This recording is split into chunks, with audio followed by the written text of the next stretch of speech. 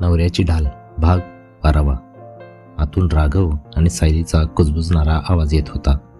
प्रियाने दरवाजाच्या फट्टीतून आत डोकावण्याचा प्रयत्न केला. नेमकी त्याच वेळी सायलीची नजर दरवाजाच्या खालून दिसणाऱ्या सावलीवर पडली. तिने तात्काळ राघवच्या हाताला स्पर्श केला आणि लॅपटॉपची स्क्रीन अर्धवट खाली झुकवली. राघवने परिस्थिती ओळखली आणि तो मोठ्या आवाजात म्हणाला, सायली, आता फाईल्स बघून काही फायदा नाही. आपण कोर्टात जाऊन बोधले साहेबांच्या मदतीने फक्त वेळेची मागणी करू शकतो. चल खाली, बाबा वाट पाहत आहेत. प्रियाने हे ऐकलं आणि तिच्या चेहऱ्यावर एक समाधानाचा भाव आला. तिला वाटलं की राघव आणि सायलीने खरोखरच पूर्णपणे शरणागती पत्करली आहे. ती घाईघाईने मागे फिरली आणि खाली निघून गेली. सकाळचे 10 वाजले होते. बाबांनी आपली चांदीची काठी जमिनीवर आपटली. राघव, सायली, चला, निघावं लागेल. कोर्टात वेळेवर पोहोचणं गरजेचं आहे. उशीर झाला तर अद्वैत त्याचा फायदा घेईल. बाबांचा आवाज गंभीर होता.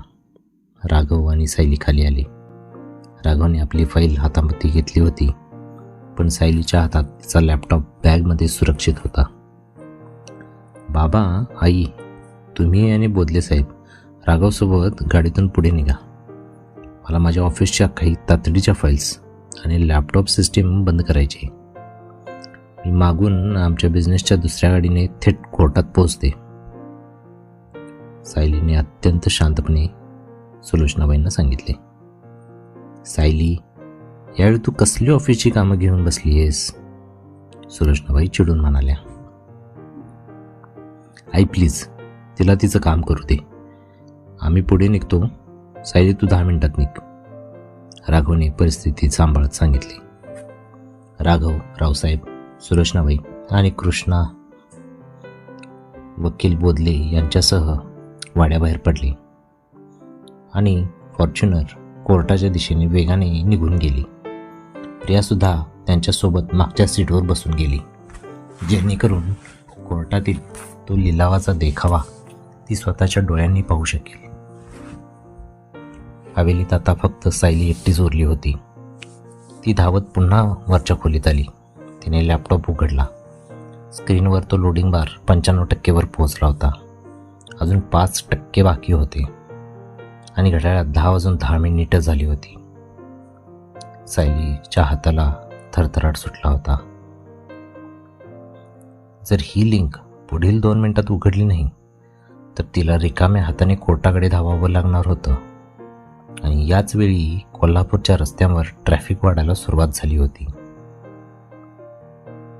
घड्याळात 10:12 झाली आणि अचानक सायलीच्या लॅपटॉपवर एक मोठा बीप आवाज झाला. स्क्रीनवर डाउनलोड कंप्लीट असा हिरवा मेसेज चमकला. सायलीच्या जीवात जीव आला. तिने तात्काळ तो 5 पानांचा डिजिटल दस्तऐवज उघडला. तो 25 वर्षांपूर्वीच्या रिझर्व्ह बँकेच्या आणि मुख्य स्टेट बँकेच्या जुन्या खात्यांच्या अंतर्गत फॉरेन्सिक अहवाल होता. तिने त्यातील आकडे, बँक आय डी, डिजिटल स्वाक्षऱ्या डोळे मोठे करून निरखून पाहिल्या. त्या कागदपत्रांमधील सत्य पाहून सायलीच्या आश्चर्याला सीमा राहिली नाही. दिग्विजयने अद्वैत ज्या 100 कोटींच्या थकीत कर्जाचा दावा करून इनामदार हवेली जप्त करायला निघाले होते, ते कर्ज प्रत्यक्षात कंपनीच्या नावावर असले तरी 25 वर्षांपूर्वी झालेल्या एका अंतर्गत करारानुसार प्रतापराव इनामदार यांनी ती सर्व रक्कम स्वतःच्या वैयक्तिक कामासाठी वळवून घेतली होती. इतकेच नाही तर त्या प्रोफाईलच्या शेवटच्या पानावर प्रतापरावांची सही असलेले एक लायबिलिटी रिलीज सर्टिफिकेट सुद्धा जोडलेले होते.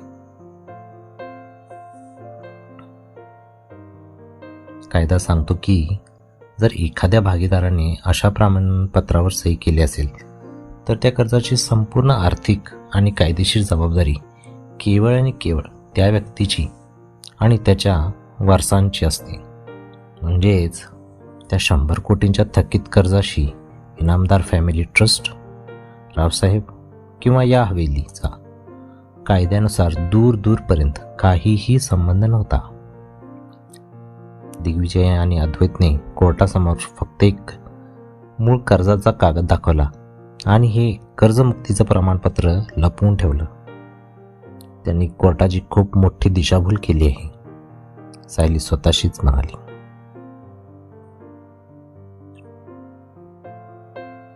तिने कसलाही वेळ न घालवता तो महत्त्वाचा डिजिटल पुरावा आपल्या पेनड्राईव्हमध्ये कॉपी केला, लॅपटॉप बॅगेत भरला आणि ती खोली बाहेर धावली.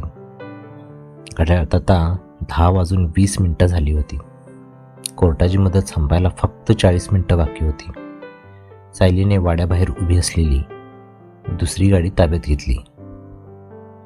ती अत्यंत आत्मविश्वासाने ड्रायव्हिंग सीटवर बसली, इंजिन स्टार्ट केलं आणि गाडी थेट कोल्हापूरच्या मुख्य रस्त्यावर सुसाट पळवली. तिला आता ड्रायव्हिंग उत्तम जमत असल्यामुळे ती वेगावर पूर्ण ताबा ठेवून होती. ती एका हाताने स्टीअरिंग सांभाळत आणि दुसऱ्या हाताने गिअर बदलत ट्रॅफिकमधून गाडी पुढे काढत होती. पण कोर्टाच्या जवळ पोहोचण्यापूर्वीच नीतीने तिच्यासमोर एक नवीन अडथळा आणला. गाडी जेव्हा दसराचो परिसरात पोहोचली तेव्हा समोर गाड्यांची अथांग आणि न संपणारी रांग दिसली. तिथे एका स्थानिक आंदोलनामुळे रस्ता पोलिसांनी पूर्णपणे ब्लॉक केला होता. गाड्या इंच पुढे सरकत होत्या आणि हॉर्नचा प्रचंड कोलाहल सुरू होता. सायलीने घड्याळाकडे पाहिले. 10:42. फक्त 18 मिनिटं शिल्लक होती आणि ती कोर्टापासून अजूनही 3 किलोमीटर दूर अडकली होती. तिच्या काळजाची धडधड कमालीची वाढली. जर ती 11 वाजण्यापूर्वी कोर्ट हॉलमध्ये पोचली नाही तर राघवचा पराभव निश्चित होता. तिने तात्काळ निर्णय घेतला. मुख्य रस्ता सोडला. गाडी एका अत्यंत अरुंद आणि आडमार्गाच्या गल्लीत घुसली. तिकडे कोल्हापूर जिल्हा न्यायालयाच्या हॉल क्रमांक 4 मध्ये कमालीचा मानसिक तणाव पसरला होता. घड्याळात 10:50 झाली होती. दिग्विजयचा वकील अद्वैत आपल्या असिस्टंटसह कोर्टाच्या डायसजवळ उभा होता. त्याच्या चेहऱ्यावर एक विजयी हसू होते. त्याच्या हातात जप्तीची आणि लिलावाची अधिकृत ऑर्डर घेण्यासाठी तयार केलेली अंतिम फाईल होती. दुसऱ्या बाजूला राघव अत्यंत अस्वस्थपणे कोर्टाच्या मुख्य दरवाजाकडे पाहत उभा होता. त्याचे वकील बोधले काही कागदपत्र चाळत होते, पण त्याच्या चेहऱ्यावरही हातबलता स्पष्ट दिसत होती. मागे बेंचवर रावसाहेब आणि सुलोचनाबाई डोळे मिटून शांतपणे बसल्या होत्या. लहान कृष्णा रावसाहेबांचा हात धरून उभा होता. प्रिया मात्र वारंवार घड्याळाच्या काट्याकडे बघत मनातल्या मनात अद्वैतच्या विजयाची खात्री करत होती. अद्वैत हळूच राघवच्या जवळ आला आणि अत्यंत उपरोधिक स्वरूपात टोमणा मारत म्हणाला, राघवराव, तुमची ती हुशार बायको सायली मॅडम अजूनही दिसत नाही आहेत आणि 100 कोटींची सॉल्व्हन्सी तर लांबच राहिली. आता फक्त 10 मिनिटं बाकी आहेत. त्यानंतर तुमची ती राजेशाही इनामदार हवेली अधिकृतपणे बँकेच्या ताब्यात जाईल. सामान भरून ठेवण्याची तयारी करा. राघवने आपले दात ओठ काढले. त्याचा उजवा हात जखमी जो होता कोर्टच्या आत वेदनेने आणि संतापाने थरथरत होता, पण तो शांत राहिला. सायली अजून का पोचली नाही हा एकच प्रश्न त्याला आतून साजावत होता. ठीक 10:58 न्यायाधीश महोदय आपापल्या आसनावर येऊन बसले. कोर्ट हॉलमध्ये एका सेकंदात पूर्ण शांतता पसरली. जज साहेबांनी चष्मा नीट केला आणि समोर असलेली फाईल उघडून केस पुकारली. इनामदार ग्रुप विरुद्ध बँक जप्ती खटला. अद्वैत तात्काळ उभा राहिला. नमस्कार युअर ऑनर. कोर्टाने दिलेली 24 तासांची अंतिम मुदत आता संपली आहे. इनामदार ग्रुपचे संचालक राघव इनामदार कोर्टासमोर 100 कोटींची सॉल्व्हन्सी किंवा कोणतीही रक्कम सादर करू शकलेले नाहीत. त्यामुळे कराराच्या नियमानुसार इनामदार हवेलीचा अधिकृत लिलाव जाहीर करणारा आदेश आजच जारी करण्यात यावा हीच आमची विनंती आहे.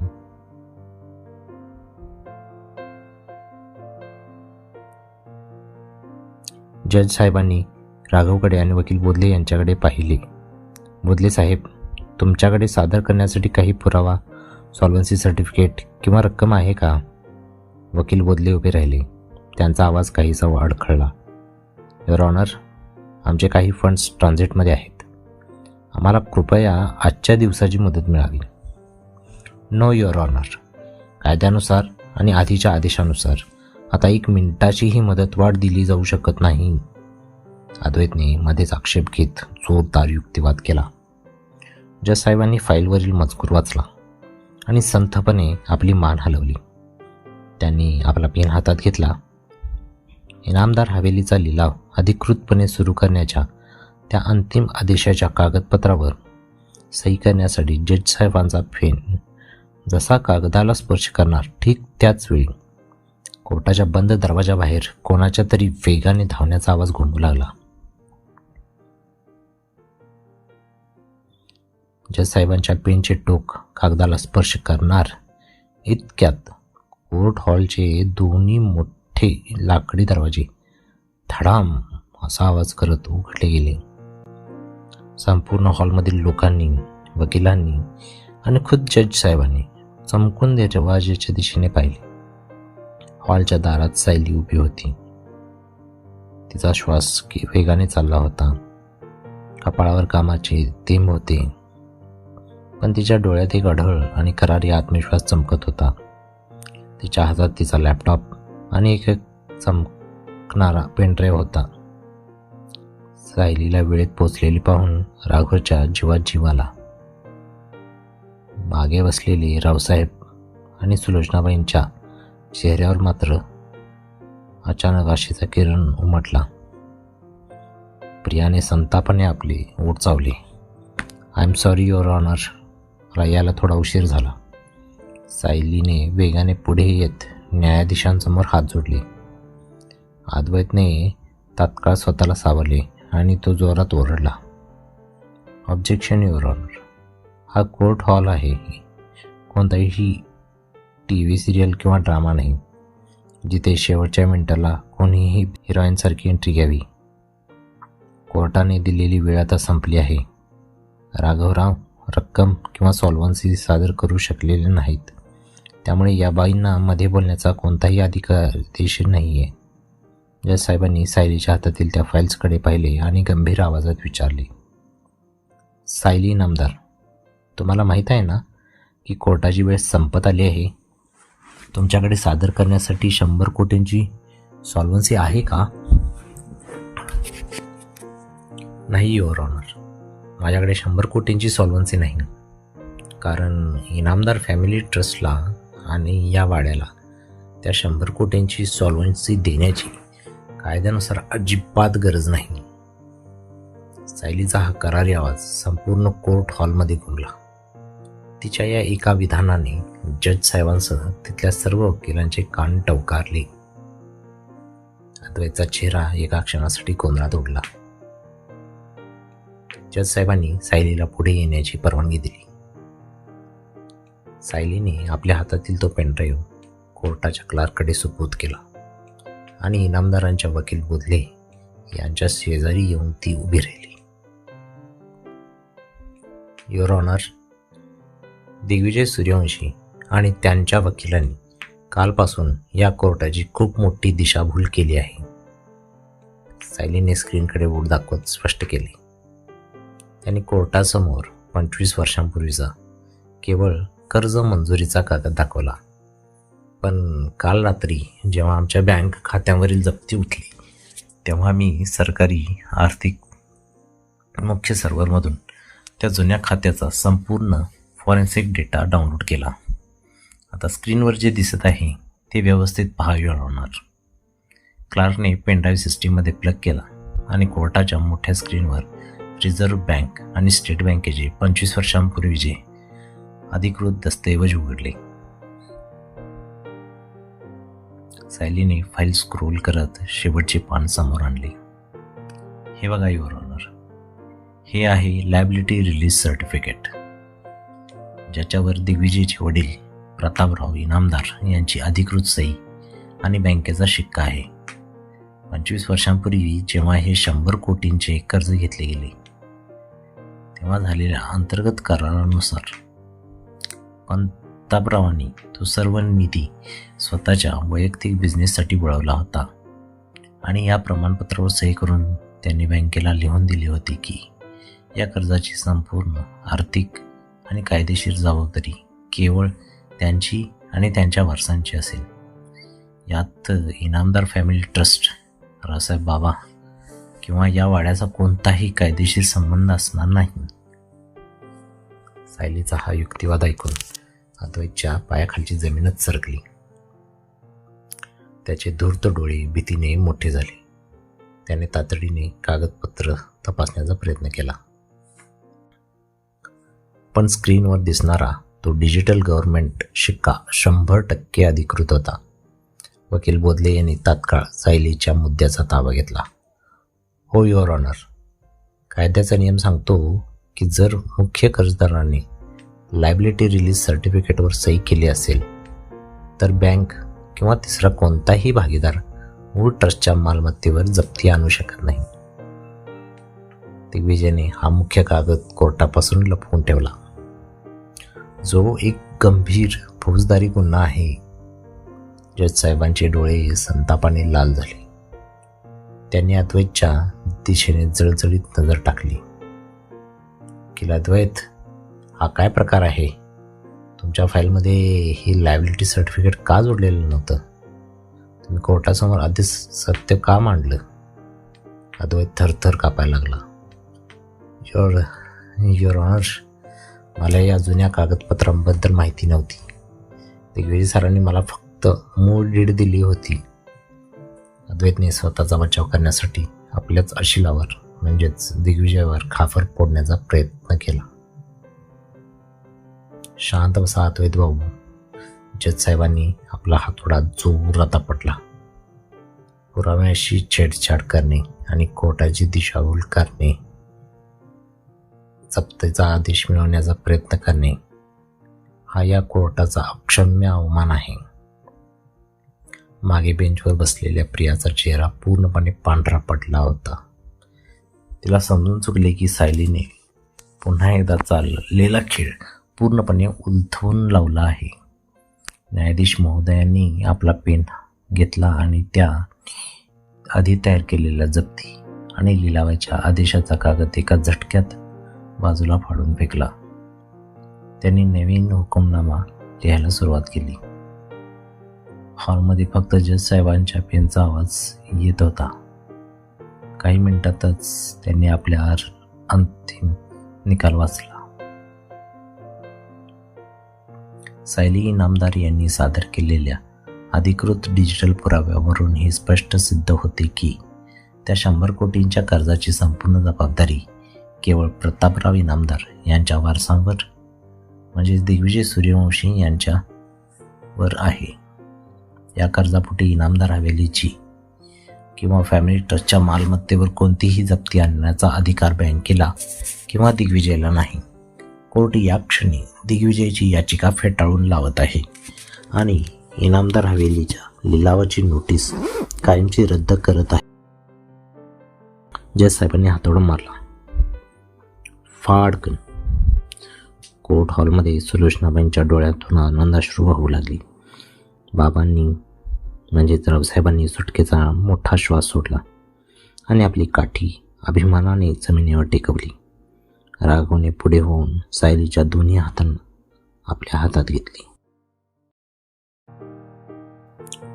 त्याच्या डोळ्यात सायलीबद्दल अथांग आदर आणि प्रेम स्पष्ट दिसत होते. सायली, तू पुन्हा एकदा माझ्या संपूर्ण घराला आणि पूर्वजांच्या अब्रूला वाचवलंस. राघव भाऊक होऊन म्हणाला. राघव, मी फक्त माझी जबाबदारी पार पाडली आहे, सायलीने हसून उत्तर दिले. अद्वैत संतापाने आणि अपमानाने आपली फाईल बॅगेत भरत होता. तो बाहेर पडत असताना राघव त्याच्यासमोर गेला आणि म्हणाला, अद्वैत, दिग्विजयला सांग की राघव इनामदारच्या बिझनेसला हात लावणं सोपं असेल. जोपर्यंत या इनामदार हवेलीत सायली नावाची ढाल उभी आहे तोपर्यंत तुमची कोणतीच चाल इथे यशस्वी होणार नाही. अद्वैतने रागाने पाहिले आणि तो कोर्टातून बाहेर पडला. त्याने तात्काळ जेलमध्ये असलेल्या दिग्विजयला फोन लावण्यासाठी मोबाईल बाहेर काढला. खेळ तात्पुरता संपला होता, पण दिग्विजय आता शांत बसणार नव्हता.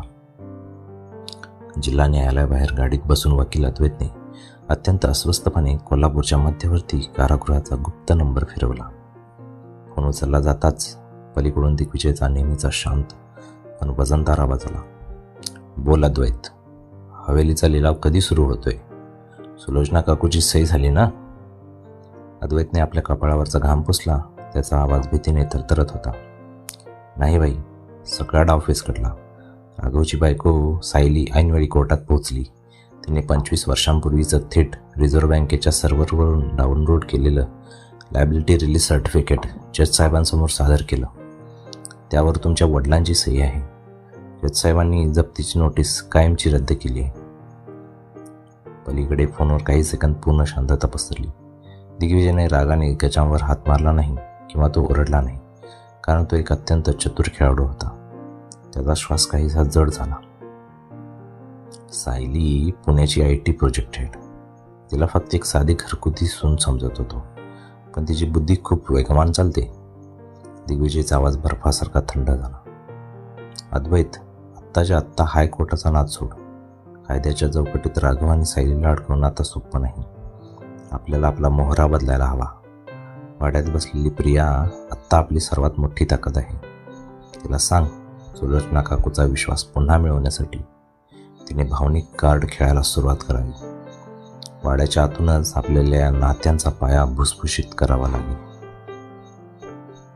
न्यायालयातील त्या मोठ्या वादळानंतर इनामदार घराण्याची फॉर्च्युनर पुन्हा एकदा कोल्हापूरच्या रस्त्यावरून हवेलीच्या दिशेने निघाली.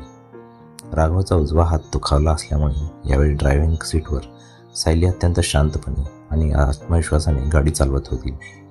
बाजूच्या सीटवर राघव तिच्याकडे एका वेगळ्याच अभिमानाने पाहत होता. मागच्या सीटवर रावसाहेब लहान कृष्णाला जवळ घेऊन बसले होते. त्यांच्या चेहऱ्यावर एक मोठ्या युद्ध जिंकल्याचे समाधान होते, पण त्यांच्या शेजारी बसलेल्या सुलोचनाबाई मात्र पूर्णपणे शांत होत्या. त्या खिडकीबाहेर पाहत होत्या. त्यांचे लक्ष रस्त्याकडे नव्हते. ज्या सुनेला त्यांनी नेहमी टोमणे मारले, जिच्या माहेरच्या गरिबीवर बोट ठेवले, आज त्याच सायलीने त्यांच्या पूर्वजांचा वाडा आणि घराण्याची आबरू एका रात्रीत स्वतःचा जीव पणाला लावून वाचवली होती. हा पश्चाताप सुलोचनाबाईंना आतून सतावत होता. वाड्यात पोहोचताच गाडी थांबली. रावसाहेब कृष्णाला घेऊन उतरले. सायली आणि राघव गाडीतून खाली आले. प्रिया आधीच एका बाजूला आपली बॅग घेऊन गुपचूप उभी होती, कारण तिला भीती होती की वाड्याचे पेपर्स चोरीला गेल्याचा आळ आता तिच्यावर येऊ शकतो. सायली जशी वाड्याच्या मुख्य उंबरठ्यापाशी बसली तशा सुलोचनाबाईंनी तिला थांबवले. थांब सायली. सुलोचनाबाईंचा आवाज कातर झाला होता. सायली थांबली. तिला वाटले की सासूबाई पुन्हा काहीतरी टोमणा म्हणणार, पण सुलोचनाबाई थेट देवाऱ्यापाशी गेल्या आणि आरतीचे ताट तयार केले आणि त्या मुख्य दारापाशी आल्या. त्यांनी अत्यंत आदराने सायलीची नजर उतरवली आणि तिच्या कपाळाला कुंकवाचा टिळा लावला. सायली, आज या सासूचे डोळे खऱ्या अर्थाने उघडले ग. मी नेहमी तुला या घरासाठी परगी मानत राहिले, पण आज तू सिद्ध केलंस की तू या इनामदार हवेलीची नुसती सून आहेस, तर या घराला वाचवणारी साक्षात लक्ष्मी आहेस. मला माफ कर बाळा. सुलोचनाबाईंच्या डोळ्यातून घळाघळा अश्रू वाहू लागले. सायलीने तात्काळ पुढे होऊन सुलोचनाबाईंचे हात हातात घेतले.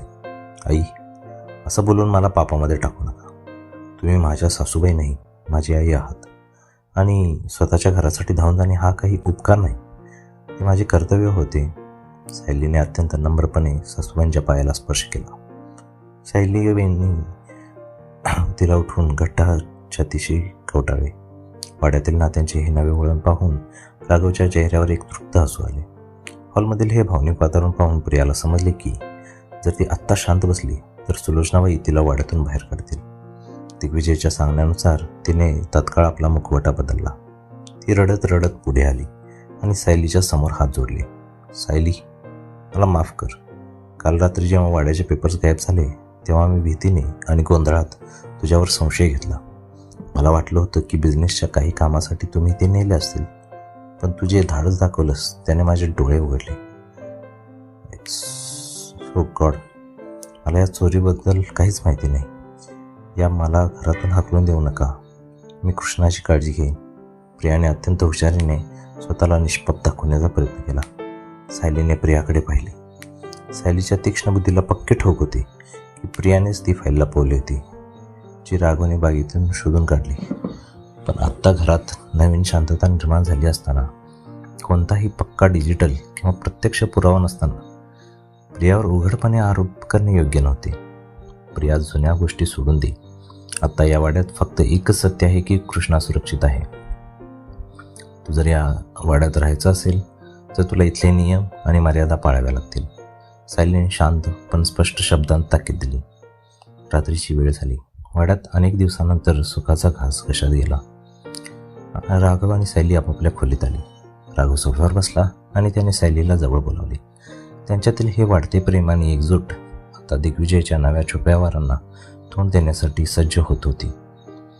पण अद्वैत आणि प्रिया मिळून वाड्याच्या अंतर्गत बँक खात्यावर आणि घरातील नोकरांवर कोणती नवी जाळी विणणार होती हे अजून गुलदस्त्यात होते. न्यायालयातील त्या ऐतिहासिक विजयानंतर इनामदार हवेलीत एक गोष्ट स्पष्ट झाली होती. सुलोचनाबाईंच्या मनातील सायलीबद्दलचा आदर आता कायमचा पक्का झाला होता. पण याचा सर्वात मोठा फटका प्रियाला बसला. प्रियाने जरी स्वतःला निष्पाप दाखवण्यासाठी रडण्याचे नाटक केले असले तरी सुलोचनाबाईंचे मातृत्व आता तिच्या खोट्या अश्रूंना भुलणार नव्हते. दुसऱ्या दिवशी सकाळी नेहमी प्रियामाने प्रिया सुलोचनाबाईंचा विश्वास संपादन करण्यासाठी त्यांच्या खोलीत कॉफीचा कप घेऊन गेली. तिने चेहऱ्यावर कमालीचा सळसूतपणा आणला होता. आई, तुमची आवडती कॉफी आणली आहे. रात्री तुमची तब्येत. प्रिया पुढे बोलणार इतक्या सुलोचनाबाईंनी देवाऱ्यासमोरून वळून तिच्याकडे अत्यंत थंड आणि अनोळखी नजरेने पाहिले. प्रिया, हा कप तिथे टेबलवर ठेवा आणि बाहेर जा. इथून पुढे माझ्या खोलीत येण्याची किंवा माझ्यासाठी काहीही करण्याची तुला गरज नाही. या वाड्यात तुला फक्त लहान मुलासाठी राहू दिले हे विसरू नकोस. सुलोचनाबाईंचा आवाज कमालीचा शांत पण तितकाच कठोर होता. प्रिया जागच्या जागी थिजली. तिने सुलोचनाबाईंचे हात पकडण्याचा प्रयत्न केला. पण आई, माझा ऐकून तर घ्या. मला काहीही ऐकायचं नाही आहे प्रिया. ज्या भावाला आणि ज्या माणसांना मी माझं मानलं त्यांनी माझ्या देविकाच्या रक्ताशी खेळ केला. तू त्या कटात किती सामोल होतीस ते मला माहीत नाही. पण आता या सुलोचनाचा विश्वास जिंकणं तुझ्यासाठी अशक्य आहे. माझ्यासाठी फक्त सायलीने आणलेला कृष्णाच माझा नातू आहे. सुलोचनाबाईंनी स्पष्ट शब्दात तिला नकार दिला आणि त्या खोलीबाहेर निघून गेल्या. प्रियाच्या हातातील कॉफीचा कप थरथरू लागला. तिच्या लक्षात आले की सुलोचनाबाई आता तिच्या भावनिक जाळ्यात कधीच अडकणार नाहीत. त्यांच्यात आता कधीच नाही अशी विश्वासाची एक मोठी भिंत उभी राहिली होती.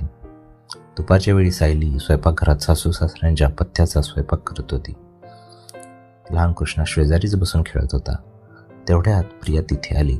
सुलोचनाबाईंनी दिलेल्या नकारामुळे तिच्या मनात संतापाची आग जळत होती. ती मुद्दाम कृष्णाजवळ गेली आणि त्याला कडेवर घेण्याचा प्रयत्न करू लागली. चल कृष्णा, आपण तुझ्या खोलीत जाऊन खेळूया, प्रिया म्हणाली.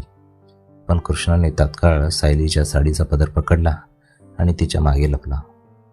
नाही, मला मामीकडेच राहायचंय. कृष्णाच्या या प्रतिक्रियेने प्रियाचा अहंकार दुखावला गेला. सायलीने गॅस बंद केला आणि ती अत्यंत शांतपणे प्रियाच्या समोर येऊन उभी राहिली. तिचे डोळे सांगत होते की आता या वाड्यात सायलीचा दरारा वेगळा आहे. प्रिया, मी तुला कालही सांगितलं होतं आणि आज पुन्हा सांगते, या मुलाला आणि आईंना तुझ्या खोट्या मायेची आता अजिबात गरज नाही. आईंनी तुला तुझी जागा दाखवून दिली आहे. ती शांतपणे स्वीकारण्यातच तुझं भलं आहे. सायलीने अत्यंत खंबीर आवाजात सांगितले. सायली, तू स्वतःला खूप मोठी मालकीण समजतेस ना. कोर्टात एक केस जिंकली म्हणजे सगळं संपलं असं नाही. प्रियाने दात ओठ खात हळू आवाजात धमकी दिली. मी मालकीण नाही, या घराची सून आहे. आणि जोपर्यंत मी इथे उभे आहे तोपर्यंत तुझी कोणतीही छुपी चाल या वाड्यातील नात्यांना तडे देऊ शकत नाही. आता इथून निघून जा. सायलीने हातातील चमचा बाजूला ठेवत करारी नजरेने पाहिले. प्रिया संतापाने लाल होऊन तिथून पाय आपटत निघून गेली. रात्रीचे 11:30 वाजले होते. सुलोचनाबाई आणि रावसाहेब बाबा आपापल्या खोलीत विश्रांती घेत होते. राघव आणि सायली खोलीत बसून फॅक्टरीच्या पुढील आठवड्याच्या नियोजनावर चर्चा करत होते. वाड्यात शांतता होती, पण ही शांतता प्रियासाठी असह्य झाली होती.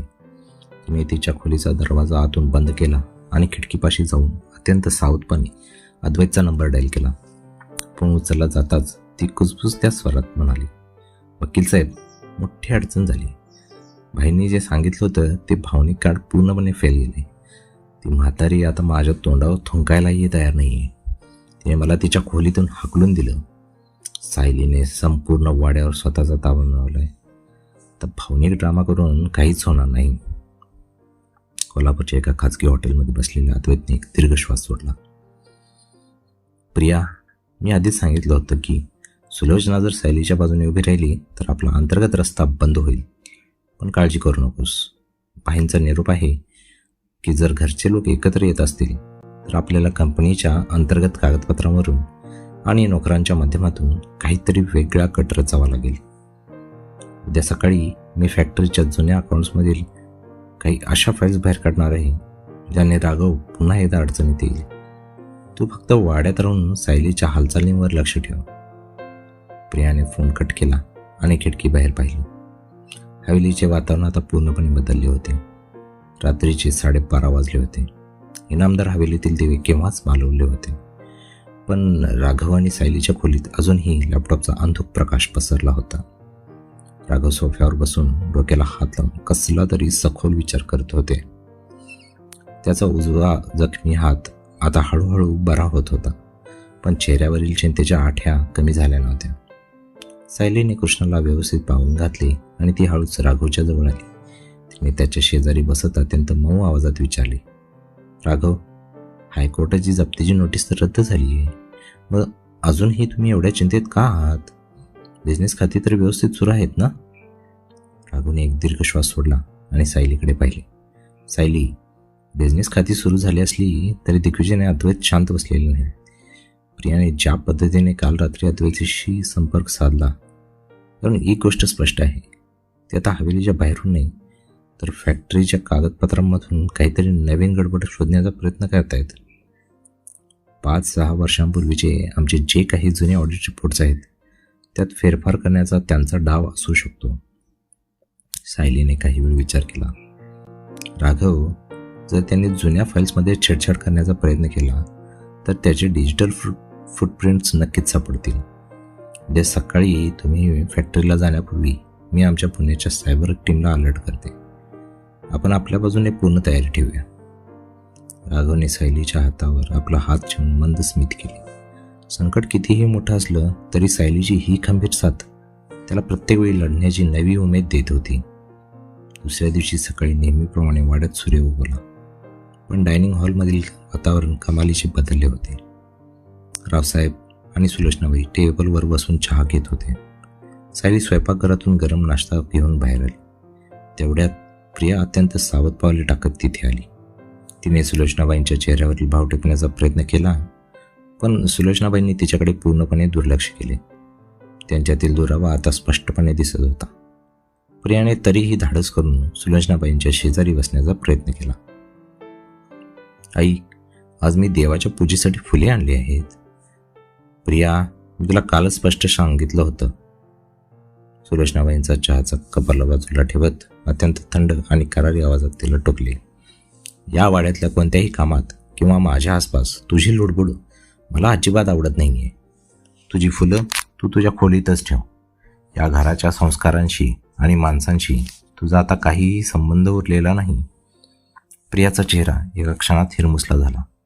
तिने रावसाहेबांकडे आशेने पाहिले, पण बाबांनीही आपली नजर वर्तमानपत्रात लपवून घेतली. सायलीने कृष्णाला नाश्ता भरवताना प्रियाकडे एक शांत पण जरब असलेली नजर टाकली. प्रियाला समजून चुकले की आता या वाड्यात तिला सहानुभूती मिळणे अशक्य आहे. तिच्या मनातील अपमानाचा जाळ अधिकच भडकला. सकाळचे 10:30 वाजले होते. राघव फॅक्टरीमध्ये पोहोचून काही तातडीच्या ऑर्डर्सवर सह्या करत होते, तर सायली वाड्यात बसून लॅपटॉपवर तिच्या पुण्याच्या IT कंपनीचे काही कॉल्स अटेंड करत होती. अचानक राघवच्या वैयक्तिक ईमेल आयडीवर एक अधिकृत कायदेशीर नोटीस डिजिटल रूपात प्राप्त झाली. ती नोटीस कोल्हापूरच्या इंटरनल टॅक्स अँड ऑडिट डिपार्टमेंटकडून आली होती. राघवने ती फाईल उघडली आणि त्याचे डोळे आश्चर्याने मोठे झाले. त्या नोटिसीमध्ये स्पष्ट लिहिले होतं की 5 वर्षांपूर्वी इनामदार ग्रुप ऑफ इंडस्ट्रीजने केलेल्या एका मोठ्या स्टील खरेदीच्या व्यवहारात तब्बल 20 कोटी रुपयांची करचोरी झाल्याचा संशय आहे. या फाईलवर मुख्य संचालक म्हणून राघव इनामदार यांची डिजिटल स्वाक्षरी असून जर पुढील 48 तासांत याचे मूळ कागदपत्र सादर केले नाहीत तर कंपनीचे परवाने म्हणजे लायसन्सेस तात्काळ रद्द केले जातील. राघवने लगेच सावंत साहेबांना केबिनमध्ये बोलवले. सावंत साहेब, हे 5 वर्षांपूर्वीचं काय प्रकरण आहे आणि यावरून माझी डिजिटल स्वाक्षरी कशी काय असू शकते? तेव्हा मी तर लंडनमध्ये होतो. सावंत साहेबांनी ती फाईल पाहिली आणि तेही चक्रावून गेले.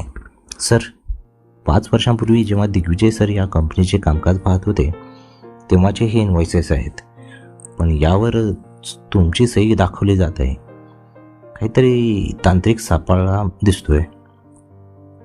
राघवने कसलाही वेळ न घालवता तात्काळ सायलीला फोन लावला. सायली, दिग्विजयने अखेर त्याचा पुढचा पत्ता टाकलाय. 5 वर्षांपूर्वीच्या एका बोगस व्यवहाराचा आळ तो माझ्यावर अनुभवतोय. त्यावर माझी बनावट सही प्लांट केली गेली आहे. जर 48 तासात हे पेपर्स क्लिअर झाले नाहीत तर आपली फॅक्टरी सील होऊ शकते. सायलीने फोनवर राघवचे बोलणे शांतपणे ऐकून घेतले. तिचे डोळे आता एका रणरागिणीसारखे करारी झाले होते. राघव, शांत राहा.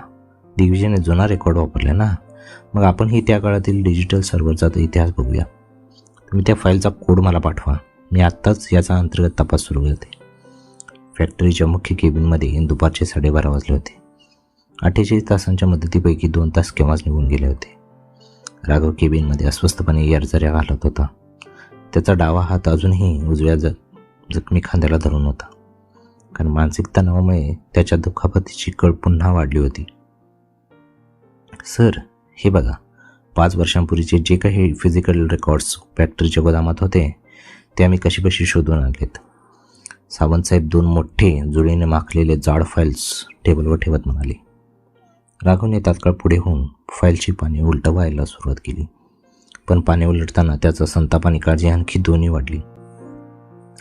ज्या 20 कोटींच्या स्टील खरेदीच्या इनव्हॉइसेसवर त्यांची डिजिटल सही दाखवली जात होती, नेमकी त्याच विशिष्ट महिन्याची पाने त्या फाईलमधून चक्क फाडलेली होती. सावंतसाहेब, ही पाने कोण फाडली? फिजिकल रेकॉर्ड्समध्ये छेडछाड झाली याचा अर्थ कंपनीच्या आतल्याच कोणातरी माणसाने दिग्विजयाने अद्वैतला गुप्तपणे मदत केली आहे. राघवने ती फाईल जोरात बंद केली. त्या 5 वर्षांपूर्वीच्या व्यवहाराचा माग काढणारा एकही पक्का कागद फॅक्टरीच्या रेकॉर्ड रूममध्ये शिल्लक नव्हता. 48 तासांचा अवधी वेगाने कमी होत होता आणि राघवच्या हाती तूर्त काहीच लागत नव्हते. तिकडे इनामदार हवेलीत सायली तिच्या खोलीत लॅपटॉप उघडून बसली होती. राघवने पाठवलेला तो ईमेल आणि टॅक्स नोटीसचा सांकेतिक कोड तिच्या स्क्रीनवर ओपन होता. ती पुण्याच्या एका नामांकित IT कंपनीची प्रोजेक्ट हेड असल्यामुळे अशा डिजिटल फसवणुकीचा माग कसा काढायचा हे तिला चांगलंच ठाऊक होतं. तिने शासकीय कर विभागाच्या जुन्या आर्काइव्ह्ज डेटामध्ये प्रवेश करण्याचा प्रयत्न केला, पण तिने जसा तो 5 वर्षांपूर्वीचा कोड सिस्टीममध्ये टाकला तसा स्क्रीनवर एक लाल रंगाचा एरर मेसेज चमकला. Access denied, internal corporate key required. सायलीने विचार केला की 5 वर्षांपूर्वी जेव्हा बिझनेस पूर्णपणे दिग्विजय पाहत होता तेव्हा त्याने या डिजिटल स्वाक्षरांचे मुख्य ॲडमिन पासवर्ड्स आणि सिक्युरिटी कीज एका अशा गुप्त सर्व्हरमध्ये लॉक करून ठेवले होते ज्याचा ॲक्सेस फॅक्टरीच्या मुख्य सर्व्हर रूमशिवाय किंवा दिग्विजयच्या जुन्या खाजगी लॅपटॉपशिवाय मिळणे निव्वळ अशक्य होते. दिग्विजयने तांत्रिक तटबंदी खूप मजबूत केली आहे. मी वाड्यात बसून हा डेटा आत्ताच ओपन करू शकत नाही.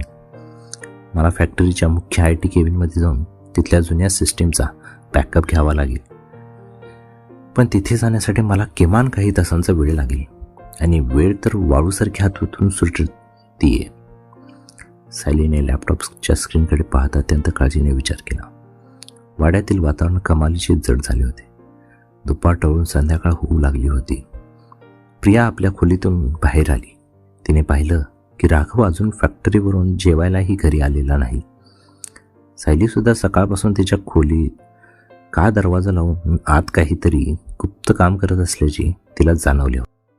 प्रेक्षक हो, तुम्हाला ही कथा आवडली असल्यास प्लीज चॅनलला सबस्क्राईब करा आणि या व्हिडिओला लाईकसुद्धा करा.